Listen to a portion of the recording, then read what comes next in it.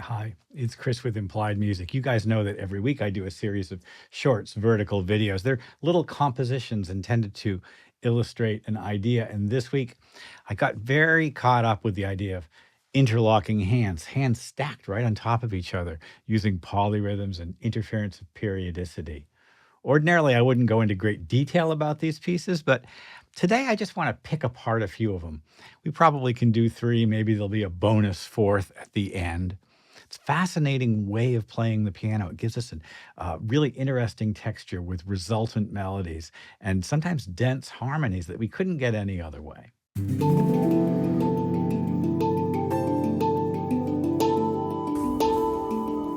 Well, first of all, if you're not subscribed to the channel and you're getting something out of it, maybe this is the third or fourth video of mine you've seen, now's the time to subscribe. I'm hoping to get to 30,000 subscribers soon.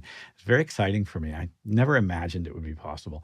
Also, I really value your comments, insights, and questions. If I can't address a question directly, there are a number of really sharp people using this YouTube channel, and they might be able to help you too.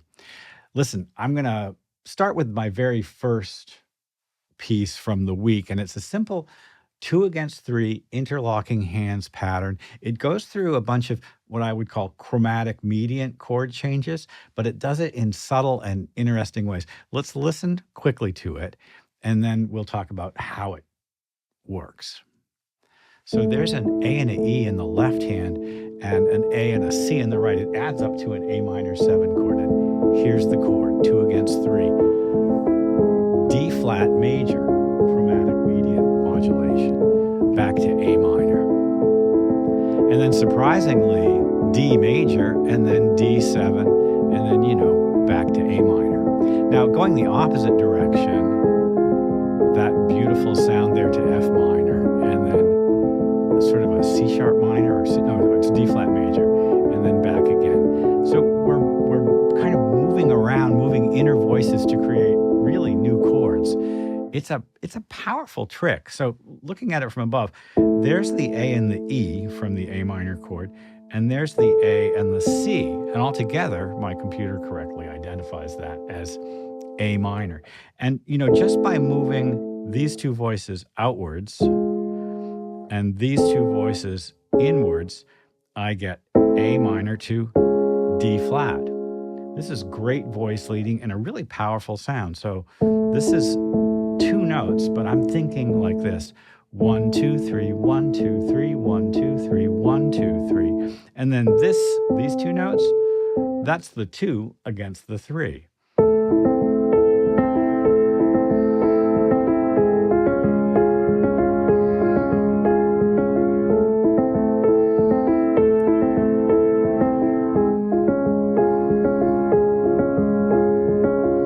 A minor,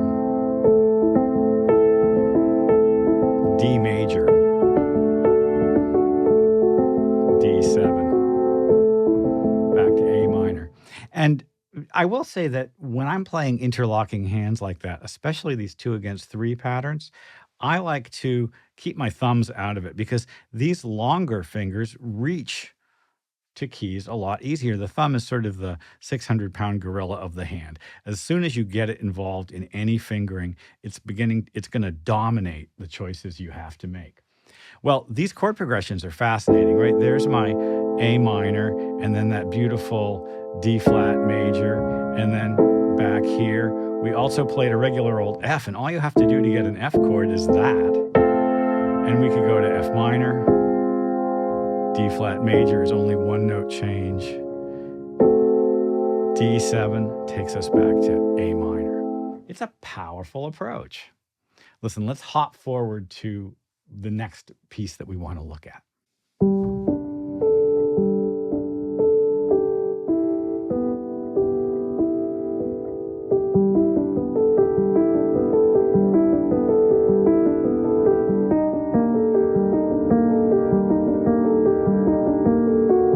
I particularly like this one. The left-hand notes never change. It's always just this 5th, G, D, and A. All the harmonic change happens with the 3 notes in the right hand.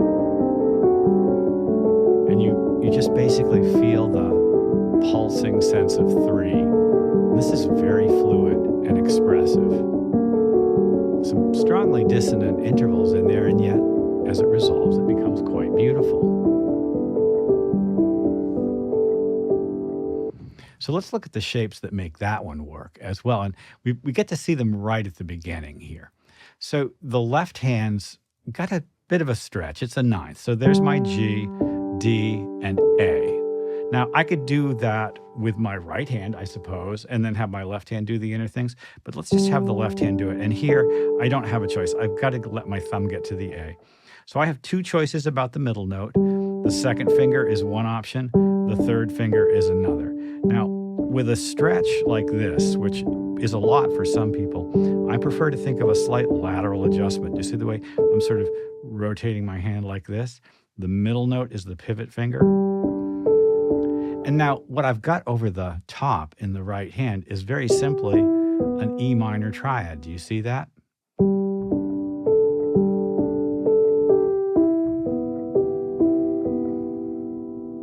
And all together.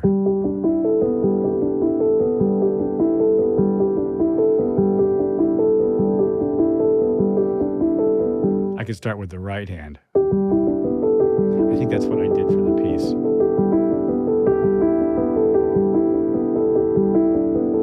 Now, E minor goes to E flat major in the right hand. Now, if I have E flat major in the right hand and G, D, and A, I've got this very strong E flat Lydian sound. Do you hear it?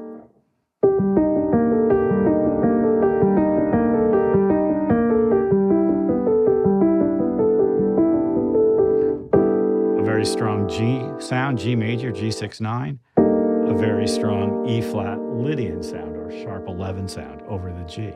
It's pretty powerful, right? As it goes forward, we change the right hand to get new chords. There's the G major 9 sound. There's the E flat Lydian sound. And this is a beautiful sound, right? So now we've got the F sharp minor triad in the right hand against the G in the left. And, you know, let's see, what does my computer think about this? Well, it says a very strong G9, and I guess it's right.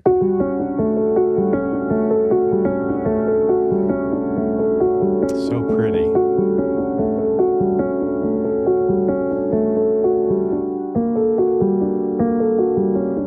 Then I went to F sharp major, didn't I? Yeah. So F sharp minor, F sharp major. So interesting. Going on. Where are we? Okay. There's the F sharp major in the right hand. And then back again. So at this point, we're just kind of like where we were originally living. They're just repetitions. Maybe making things a little more condensed. It happens more quickly. That's basically a great trick. You know, you show something the first time and you may sort of dwell on it a bit, and the second time you go through it a little faster. Just make it snappier, and the audience has already heard it, they understand it, they know what's going on. Let's go on. The next example just uses one note in the left hand and a 3 against 2 pattern. So my 3 is a kind of a G major sound there. And now I'm creating that 2 against 3 pattern and using very simple triads. There's a C triad, there's a D triad in the right hand, back to the C triad, G major 7. And now a high C triad, back down to the D, back to the C, maybe C minor. Yeah, that's what it is. And then it relaxes to the G. Now a low C triad. Some strong dissonances, but we accept it really comfortably. We sort of, our ears used to it by now. Again, I'm using that same trick of showing something the first time rather slowly in the composition, and then moving forward with it, have it happen really quickly. So this left hand is just doing repeated notes. Now, I'm probably not going to be very good about using different fingers as I repeat the notes. I just know that when I'm doing something like this, my brain is not sometimes good enough to do it. But ideally, I'm changing different fingers. And then over the top. So this is the 3. And this is the 1, 2, and 3. 1, 2, and 3. 1, 2, and 3.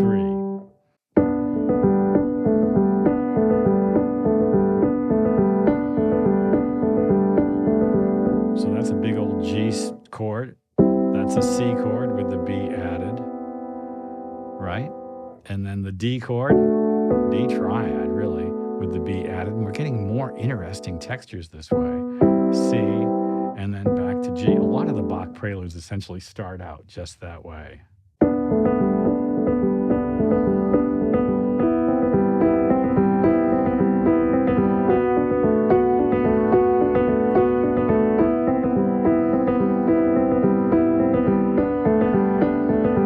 That's basically the 1, 4, and 5 chords, right? And what could be easier in a sense? So after we've come back home again to G, let's go to the, major G7 up on the top. Lovely. A high C against the B.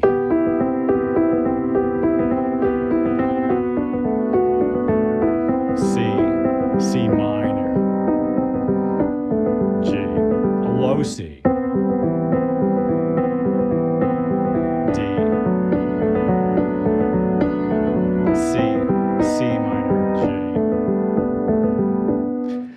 Bum, bum, bum, bum, right? Oh, we have one more. We have time for one more. I hope we do. Let's look at it. In a way, it's my favorite of the bunch. So I've saved it for last, and it is the last in the series this week. And this one is interesting because it uses a fairly wide interval, a sixth in each hand, and you're going to have to hop around to make it work. So the first tones here are going to be in the right hand, and the left hand is just going to be sort of living underneath, like so. And you can see how that works. So there's the sixth from the G chord, and then as notes fall in underneath, they create a sense of new chords just because that's the way they work. So the first sixth is the E and the C, which I think of as being from the C chord. And then there's the sixth from the G chord again, or a different version of it. And then another sixth from the C chord. All the time underneath it, or sort of living under the right hand. Well, let's just listen. There's the right hand and the left hand underneath it, these shapes. Now the hands are just going to drum.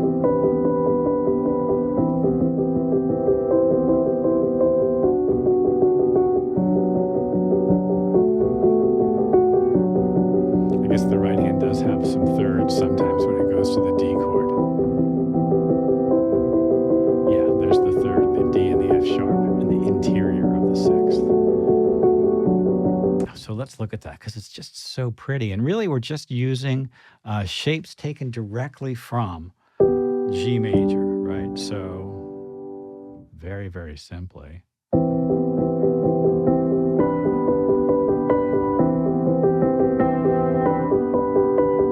And then the D chord. And then this version of the D chord. I love this. And also this.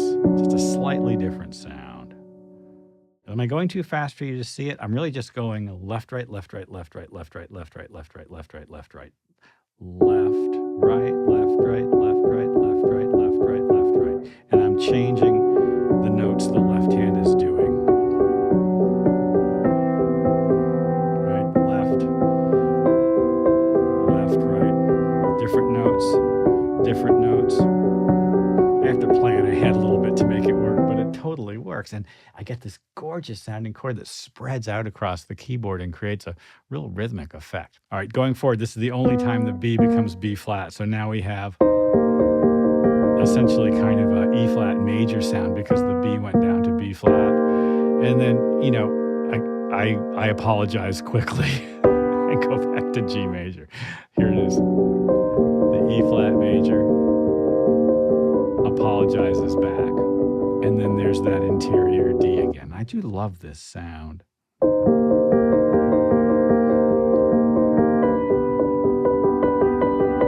then back to D.